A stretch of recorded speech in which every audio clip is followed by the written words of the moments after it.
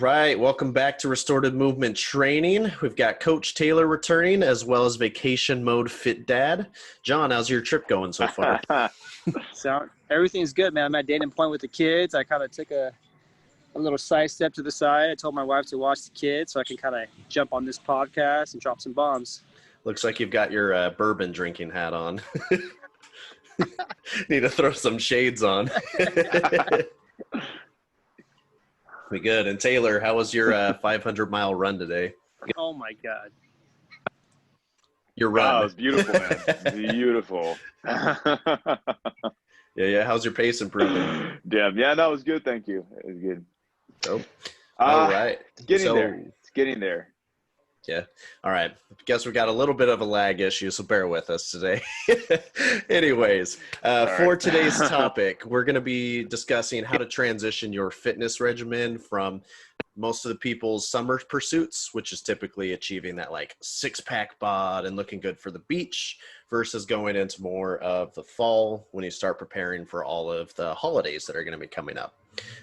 John or Taylor, I'll let you guys go ahead and jump in.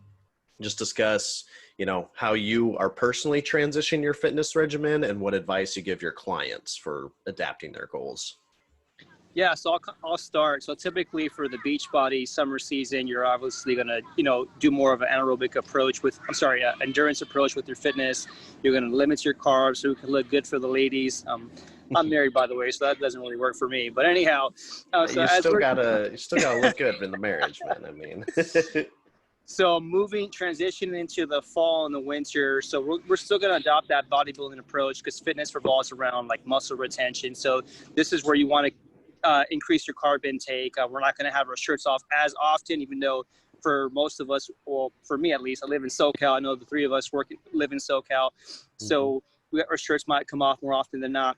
But nonetheless, so Taylor. Nothing really changes in terms of exercise regimen. The nutrition is kind of the biggest thing. And I want to spend some time kind of give you some pointers with regards to nutrition, because that's a big topic for me. So in this point in time, we're going to enter the fall, we're going to enter the winter. So this is where I advise my clients to kind of up their carb intake.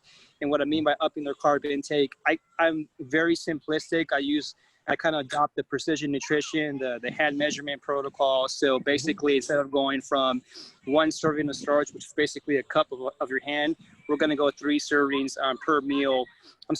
After your workout. Let me kind of reiterate just to kind of make sure we're all clear. So I'm a big fan of consuming the most of your carbs or the majority of your carbs post-workout. So after your workout, you're going to have the biggest meal of the day, no matter the time of the day.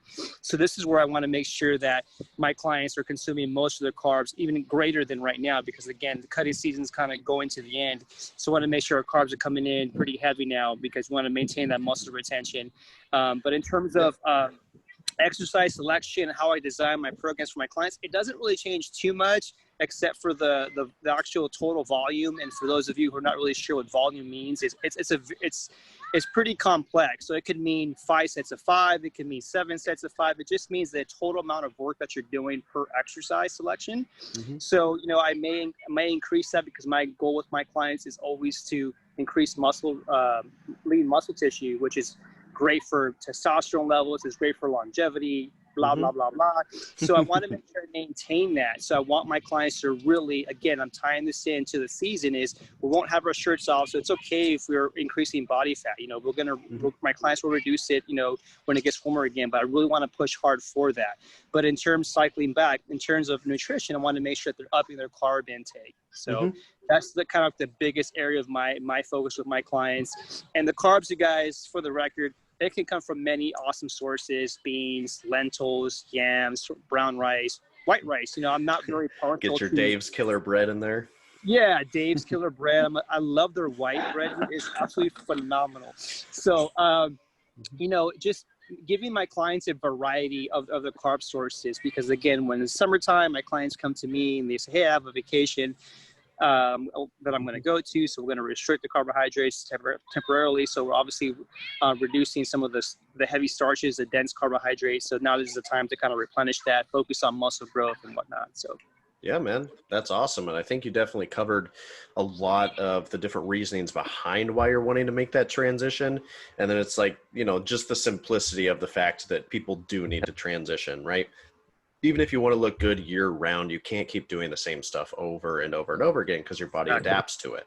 Exactly. So I think those were all awesome, valid points. Taylor, how about you, man? How are you transitioning, and how are you transitioning your clientele at this time?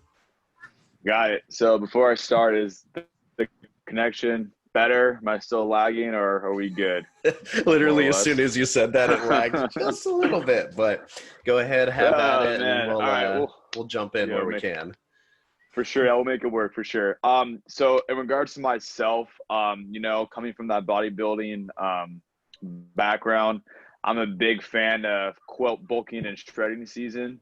Mm-hmm. So for me, the fall and winter months is my way of putting on muscle mass, lean muscle mass, getting strength, like bench numbers back up, and really just packing on the muscle for the summer season, right? Mm-hmm. As Dad mentioned, when the summer season rolls around, you know, us guys shirtless a lot, females in their crop top bikinis a lot more. So obviously you want to shred down that weight. Everyone's going shirtless. And what I've exactly, right? Exactly. Mm-hmm. But what I found for me too is just that packing on that muscle, adding just a little bit of body fat, you know, not so like not unhealthy, but just enough. When I cut that down, I get more muscle results that way. So that's what works for me, and that's what I'm planning on doing this upcoming fall and winter season. In regards to clients, it all just depends on their goals, you know. So if I have like an athlete who's in his off season, then we'll work on strictly muscle gain, hypertrophy work to get him big and bulky for the season. Say he's a football player, or, you know, we have a soccer player, same thing, work on endurance in the legs, put on a little muscle size, and then transition over to like in-season works, a lot more conditioning drills, stuff like that. So it just depends on the athlete, but generally it's all based on their goals and get them in the, I guess, healthy way for sure.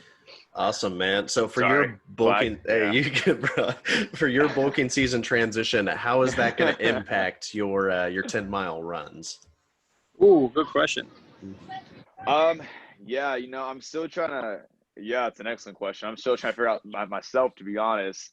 In regards to the bulking season, I may have to stick with the endurance training for a little bit. Goal I have set is to run the Huntington Beach Marathon, providing that COVID allows that to happen upcoming February. So I'm still going to maintain my my 3 total body lifting days, and then I kind of adjust from there. So to answer your question, man, I don't know yet, just because you know, COVID is a month-to-month basis, so we don't know where we're going to be. But that's the general idea of what I have. Dude, if we don't have sporting venues opened up by February, we're gonna be in trouble. Like it's something worse than COVID is going on at that point. Like if we're still hurting in February, yeah, that's all downhill from there. But I think you hit on. Oh, go ahead, John. Yeah, I still wanted to chime in because I feel like I dropped the ball on this too. So another reason too why you want to up your carbohydrates too is because you can't lift that heavy or you can't push that hard without carbohydrate. So I kind of dropped the ball on that too. So it's very difficult to kind of push yourself on the lower carb approach, whether it's just general low carb, keto, paleo, whatever you want to put a name on it. It's best to have higher source of carbohydrate to kind of push you over the top. I promise you're going to feel a lot better. You're going to make the most amount of gains. You're going to get stronger. It's going to be easier to build lean muscle tissue. So you definitely, another reason why you want to cycle your training seasonally, just think of it, you know, in phases, because it's the best way to go. You shouldn't just go low carb and endurance all day. Like, you want to change it up. So another reason why the seasonal approach should be more thought of appropriately with your training plan. So. Yeah. And, you know, a couple of things that I'd like to add in there too, you know, transitioning from summer to fall, like you mentioned, all of us live in SoCal, and for some odd reason, we're getting a gigantic heat wave right now, which doesn't necessarily fit with transitioning from going shirtless all the time to being clothed up, right? With that being said, though, it still is imperative that you're giving yourself, like Taylor mentioned, cutting and bulking cycles. Because the last thing that you want to do is end up being, you know, the super scrawny kid's got a jack 6-pack abs, but then can only do like 5 push-ups and gasses out. right? So you have to take time to build muscle. And in order to build muscle, like John said, you need to increase your caloric intake. So transitioning based off of seasons, regardless of what the weather is like, is a really easy way to stay on top of that, because it kind of gives you that set point, right? Instead of having to keep track of 8 weeks, 8 weeks, 8 weeks, 8 weeks, it's kind of like, okay, we're going into a different season, time to switch the game up. Yep. One other thing I'd like to add for the nutrition standpoint, obviously we're all battling the COVID issues, but as we transition into fall, now we're getting into flu season as well. And if you're chronically calorically restricted, that does greatly damage your immune system. Yep. And so you figure we got all these viruses and pathogens and all this crap going all over the place. And if you're not eating the extra food to sustain your immune system, you're going to get sick. You're going to have to take time off work. You're not going to be able to train as hard. And so it's going to hamper your lifestyle. It's going to hamper your performance, and just things tanking downhill from there. Oh, you're right. I think another thing too, and one last thing with regards to nutrition, is it's so easy to up your carbs because it's very hard to overeat on protein because it's so heavy and so filling. And even though eating fat has more calorie per gram, it's just a lot easier to eat, call it beans, lentils, rice, etc. So it's just easier ways for you to kind of increase your total calories, because I agree with you 100%. You don't want to restrict because you're going to set yourself for poor immune system, plateau with results, and definitely a plateau for lean muscle growth. Mm-hmm. Yeah, I definitely won't be loading up on beans for sure, though. My stomach would hate me. It's going to be a real bad time for everyone around me.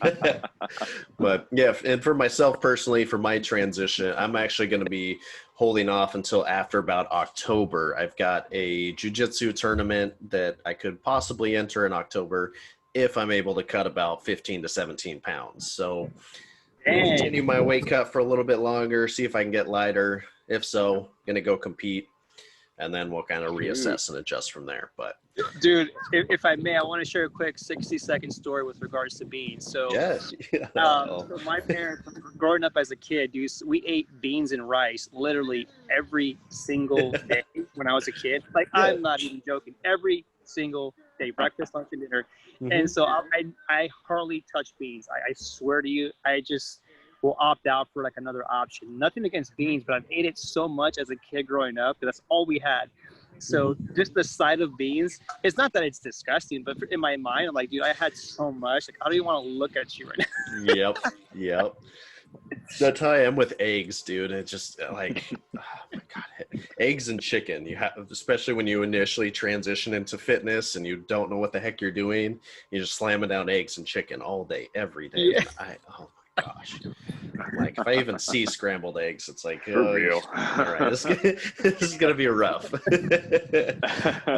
right, and transitioning into our Q&A for today.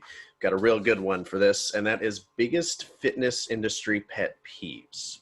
Now, this can be in the gym, outside of the gym. It can be social media. It can be whatever. Take it as you will. Taylor, go ahead and lead us on in with this one. Oh, whew. Say less. Here we go. I'm cracking the knuckles for this one. No, I'm just kidding. I would say my biggest pet peeve is probably just people not racking their weights. That's my biggest thing, just people that can't rack their weights also like somehow can't flush their own toilets after themselves. I'd like to add that in there too. Oh my God, dude, that's another dude. That's what I'm saying too, man. Jeez. But yeah, no, bro. Racking weights, just gym etiquette in general. That's probably my biggest pet peeve for sure. Yeah, man. And I guess for any newbies that may be listening, this was something that previous gym that I worked for, In Shape Health Clubs. It's a little bit more like a 24-hour fitness, one of those $20 a month membership type deals. And we would get lots and lots of new first-time gym comers who they'd never been in that atmosphere before. They didn't know gym etiquette, and so they were sloppy. They'd leave their sweat on everything, throw their weights on the ground, et cetera. And so my solution to that was to print out a gym etiquette form and include that in their membership packets. So they'd sign for their membership and like, okay, here's the basics on gym etiquette. For anybody listening that isn't familiar with that, Taylor, what would you say, for standards when you're going and working out in a gym? What rules should you follow? Yeah. So obviously, big advocate, racking your waist. That's probably number one. Um, number two is for sure, wiping down the equipment after you use it. I mean, given everything going on with COVID, that's probably gonna be a new norm. But I would say still wipe down the equipment. Let's see, season three. Number sorry. What? Yeah, right. My bad. Oh. Just, that This is what happens when you run too much. Oh, for real, dog, for real. Number three would probably have to be, and we can go on a whole podcast about this one, but basically, don't take so much time at one piece of equipment. Work in with people. Don't do a set. Be on your phone for 20 minutes. Do another set and then repeat. Just have class. I get it. The gym is your time to kind of zone in for yourself, your own little therapy. But there's other people there who are there for similar reasons you are. Mm-hmm. So I mean, just have some respect for the other people there. With that being said, too, though, the last thing you want to do is be that guy who. So I'll go into a personal story of my own. So I was in Equinox doing tricep extensions, and I knew this guy wanted to use the machine because he's standing probably about 5 feet away from me, arms crossed, just wouldn't say a word, just watching me, would not break his gaze, nothing. I didn't give him the machine because he was just, that's childish. So if somebody is taking a decent amount of time on the machine, you're in a time crunch, whatever, go up, be a normal human being, ask if you can work in with them, and don't be a creeper. Yeah, that's probably like 3.5 to 4, I would argue. Yeah, I agree. Ridiculous. I remember listening to a podcast, and so I can't Yeah. remember who it was, Yeah, but someone for real. said someone wanted to use the squat rack or the machine or whatnot. They asked how many more sets I have, and he answered with, I have 10 more sets, and the guy just walked away. Yep. That's 100% true, man. Like 10 more sets.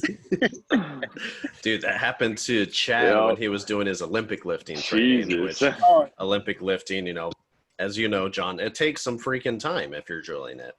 And so I remember walked down, how much longer are you going to be on here? Da, da, da, da. Mind you, there was other open squat racks. And he said, I got 10 more sets or whatever. So they went and reported him to the general manager. Well, for those rookies who don't know, like you're not doing, sets of 10. You're doing like 1, maybe 2 reps per set. So you got to, with a 3 to 5 minute rest in between exactly. each one. Spend your whole workout there, yeah. Yeah, ridiculous. With that, John, what's your biggest fitness industry pet peeve?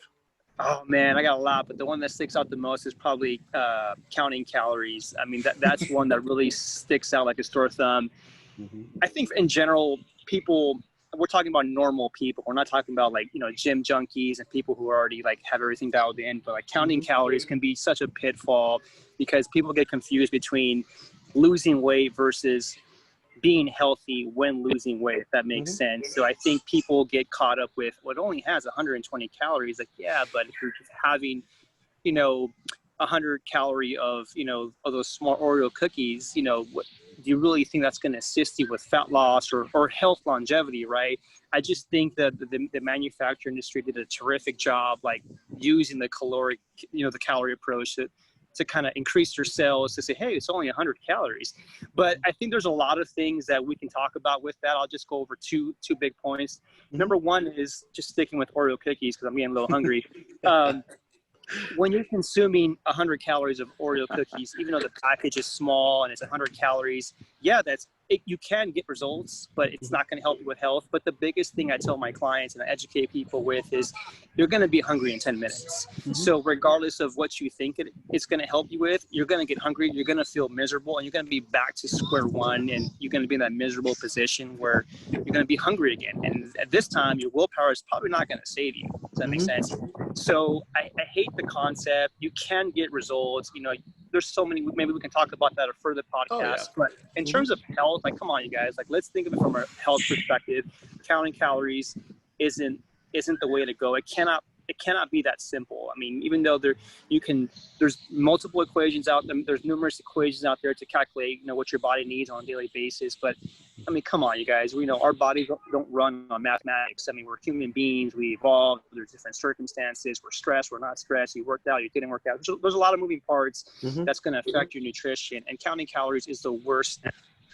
I'm going to say it. It's the worst way to go. You know, I was biting my tongue, but it's the worst thing that you can do because I think you're really just limiting yourself, and you will be stressed out, you know, counting calories. And I think that's probably the biggest thing that pisses me off because clients do ask me, well, what about this? You know, this lean cuisine has X amount of calories. I'm like, yeah, but it's a very carb heavy meal and you're very, you know, carb sensitive or whatever the case is, you know, nothing against carbs, but it's just, I think that's probably the biggest thing that people look at is counting calories. And again, not to sound like a broken record, but the manufacturing industry did a terrific job, you know, playing that angle and confusing people.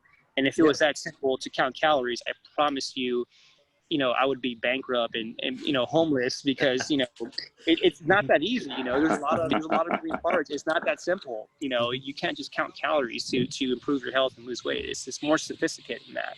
Well, it's easier, but it's not, doesn't work that way. So.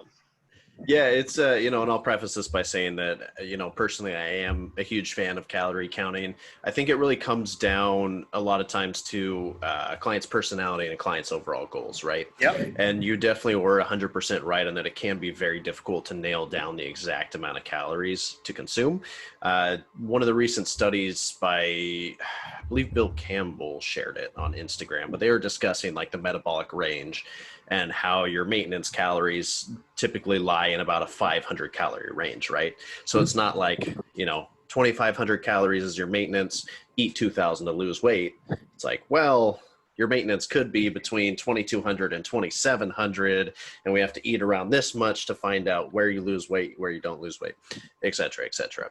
But with that, you know, my personality, I tend to be very analytical. And so for me, you know, playing with numbers, all that sort of stuff, I love it. Like I get a big kick out of that.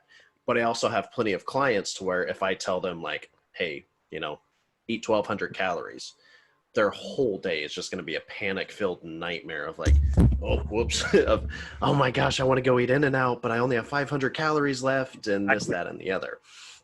So it comes down to goals, comes down to clients' personalities. But yeah, you know, I think definitely for general health and stuff as well too, learning to get away from that so you can listen to your body a little bit more, enjoy your life, take a little bit of the stress out of it. If you're not getting paid to look a certain way, then there's no sense in getting that analytical with it. Yeah, and to kind of add to that, you're absolutely right. I think it does serve a purpose. You do have to have a specific mentality. What I do typically do is with my clients, depending on, you can kind of just tell, you know, like how down they're with it. So sometimes for the majority of my clients, I'll take a 3-day food log, and if they're very analytical, I'll take a 7-day food log, and from there I'll kind of adjust. I'm not going to track calories. I'm not going to give them a specific target, but I'll calculate the caloric intake per day for them, just so I can kind of have an idea of what they're consuming. That way I can, once again, as I mentioned earlier, I'll kind of adopt the precision nutrition philosophy, because typically you're going to be in a deficit anyways. So I kind of give them some adjustments based on their daily average. But you do 100%, you have to have that sort of mentality. You have to be kind of very anal. I don't know if that's the right word, but like, us type A people love it. It does take work, you guys. But even then, like we're talking about the majority of the people, like it's, you know, inserting your stuff on PayPal. I'm sorry, PayPal. What am I saying? No, FitnessPal. Faded fit that over here. The sun's making me drunker. I'm just kidding. We'll drop your PayPal link below so people can send you money. Send me a donation, please. You're usually going to underestimate, and that's pretty conclusive from what the research shows. Is people are usually going to underestimate their serving. Once again, that's why I'm not a big fan of just using that. But if you're pretty dialed in, it can work wonders. Make no mistake. I mean, that's the closest you can get to getting immediate / quick results. I know it sounds kind of cheesy, but you will get quicker results. But you definitely have to be very dialed in, and you have to know how to spin it appropriately. Yes, 100%. And yeah, so for my biggest fitness industry pet peeve, be people stepping outside of their field of expertise and going I see so much of the fitness industry that thinks that they're medical professionals. Ooh, And yeah, that's a good it's one. just it's horrendous. You'll see articles all the time, and let me preface by saying this as well too, that I do believe eating healthy, taking the right supplements, drinking tea, that sort of stuff is all going to benefit your overall health and help prevent disease.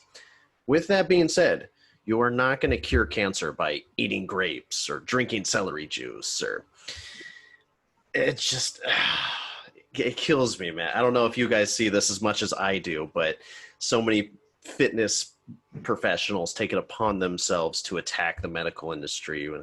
Oh, you don't need to be taking your medication. Just eat goji berries instead. It's like, I Goddamn. I see that a lot when people have injuries. Like, oh, I have to do a stretch more. I'm like, what? Exactly. Stretching gonna fix the low back? No, it's not. I overheard this conversation in the gym between a specific trainer who remained unnamed and a member. So they were on the floor attempting to sell the member personal training. Member's holding his arm weird. So, hey man, what's up with your arms? Oh, I've got a torn rotator cuff. Like a severe torn rotator cuff. Like he had it medically inspected and said, you need to have surgery for this. Your surgery is scheduled for next week, right? Oh, have you gotten a second opinion for it? No. Well, let me look at it. No, I don't feel comfortable with you touching it. Are you sure, man? A lot of times with those injuries, we can just do some corrective exercises and you won't be in pain anymore. No, my doctor said I need surgery. I'm going to go ahead and get surgery. No, man, let me show you these dumbbell exercises. We'll fix it in like 3 weeks. And just, it's like, come on, man. This is outside of your realm of expertise. Leave it be. Walk away. Don't try. Like, there's a very big difference between someone who went to medical school versus, and all of us. We continue to study. We're very intelligent people. We do our homework. But there's a big difference between a NASM certification and a medical degree. It's just, dude, the guy's arm or the gal's arms like dangling. It's like it hurts so bad. Or another one too. They're doing bicep workout, right? You can tell this guy at least a type 2 strain because his bicep here, kind of like, you see that? And the next day it's just purple, just dark purple. And this particular trainer posts a picture of it. Oh, you had a good arm day when your biceps turned purple. That's not a good thing, bro. You did some serious ligament damage in there. Your client's going to need to take 3 months off to rehab that. They're going to have to amputate his arm. Best part about it, too, he goes, yeah, man, of course it's sore. You trained hard. If you want to get rid of that soreness, you got to train it again. No days off. No days off. We don't stop. Injuries don't slow us down. Oh, yeah, God. so I have to say, so people stepping outside of their realm of expertise and attempting to claim, food or fitness as medicine. There's a very, very big difference between medicine and then exercise and health and wellness. The two complement each other, but one should not replace the other. Dude, you gotta have dude. I think I'm gonna change my mind. I agree with you. That's probably the big. You're right, dude. I had a client once, dude. His mobility, everything was awful, and I even told him, dude, during the assessment, dude, I swear to you, I'm not making this up. Like, dude, I don't know if I can help you. Like, yeah, you get those situations too, where it's just like, please go to a doctor, like, please. Well, it was so bad. I was like, whoa, dude, like, I can't help you. But you know what, dude? In all honesty, it takes a lot of pride. I mean, you have to be honest because you're dealing with someone's body, so you don't want to mess with it, dude. I'm not gonna pretend I can help someone when I can't. And I literally said, I can't help you, dude. And I haven't heard from this individual in quite some time, but he respected it. He's like, cool, man, thank you for being honest with me. He's seen an acupuncturist, like, bro, I'm all for like holistic alternative medicine, but for what he had from his screening process, it wasn't gonna fix it, dude. It was bad. He's seen a chiropractor, a masseuse. I'm like, nah, dude. I'm telling you, your leg's broken. Why are you in here? Yeah, dude. So We anyhow, actually did have a lady who came in to In Shape with a broken leg. She's got a freaking walking boot on. What leg exercises can I do to accelerate this? It's broken. Leave it alone. And sure oxygen. enough, yeah. No, actually, another trainer guy came in with a torn pec, and we'll fix that right up. I look over, burpees and medicine ball chest passes. Yeah. With a torn pec. Oh my God. You know, you need to work on your fitness though, right? Jesus. You want to get that six pack or not? Like, how dedicated are you to the grind? I know. Come on, bro. 2 a day. Oh man. God, well, all right. We're closing in on the end for today. Taylor, John, any closing thoughts or words you'd like to throw out there? For the viewers out there, those of you guys who are coaching out there, you know. Oh, after you, John. Oh. Taylor's the news anchor. Taylor's the news anchor where they're like reporting on the weather. It's like, hey, how is it out there? It's windy. Anyways, John, you have the floor. Yeah. So what I was saying is, for the viewers out there training with coaches, I'm always encouraging you guys to ask questions. So I always challenge my clients, say, hey, any case you want to know why we're doing something, like ask me. You know, like I want to empower the client to always ask questions, or empower the client to ask their doctors why they're prescribing. I mean, just empower themselves too. So many cases the clients are just like, yes ma'am, or yes sir. Like, no dude, like, you know, take accountability for your own body. You know, I love educating my clients too, but I always give them the platform, like, hey, I want you to challenge me, because I want you to feel comfortable that there's a reason why we're doing this entire program together. I'm not just including things for, you know, shits and laughs. I want to make sure you guys understand we're doing things for a reason. So, you know, if you're training with a coach, always challenge them, him or her, not because you disagree with them, but you want to make sure that what they're doing is going to help you overall. So. Yeah, and with that, as a coach, as a doctor, trainer, whatever your profession is, if your client comes to you with a question and you don't know, it's okay to say, I do not know. Let me find out for you. You will gain so much more respect for doing that than trying to, well, you know, just trying to pull some crap answer out of the thin air. You know, just say, I don't know. Let me find out for you. Leave it at that. Taylor, we'll give you a 5-minute delay to answer. Go ahead and throw in any closing thoughts that you got. Oh man, technology. Anyway, no, I mean, I think just keep it short, sweet. You know, we appreciate all those viewers who turn in every week to watch these videos, and you know, above all, during these challenging times, stay active and stay positive. And yeah, like John said, ask those questions. We're here for you guys. Like, yeah, sounds good, dudes. All right, we will be back next week with another one.